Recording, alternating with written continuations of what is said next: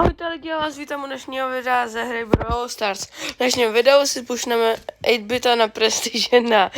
Než začneme, tak dejte prosím like, odběr a zvoneček, protože nejste blbeček a můžeme začít pušovat.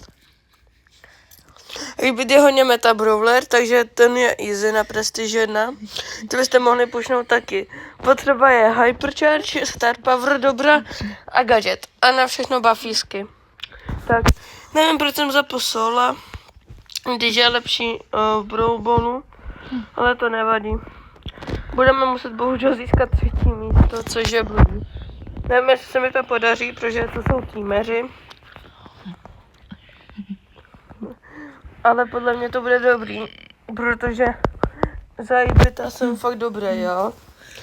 Vidíte, jakou mám auru, už mám prostě jen 6 hráčů. No a klasicky Kája. Jestli mě zabije, tak to bude kucht. Nesmí. Yes, je to tam. Je to doma. Ještě nám chybí teda jednoho. Yes. Máme už prestiž. Zkusíme získat 1. místo. Doporučuji teleportovací gadget, protože když si někam dáte ultinu, třeba k bráně v Brawl Ballu, tak se tam rychle můžete teleportnout, když vám budou chtít dát góla. Tak, spawnu si tu účko, teleportnu se a jdu potom Griffovi. On mě možná zabije, ale... OK? GG zabil mě, no nic.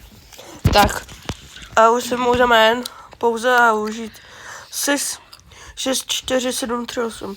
Ke konci taková zajímavost, to byla restartovací kód na starý počítače. Tak, máme Prestige za Angela 8-bita. Je to naše 57. Prestige. A doufám, že se vám video líbilo. A čau!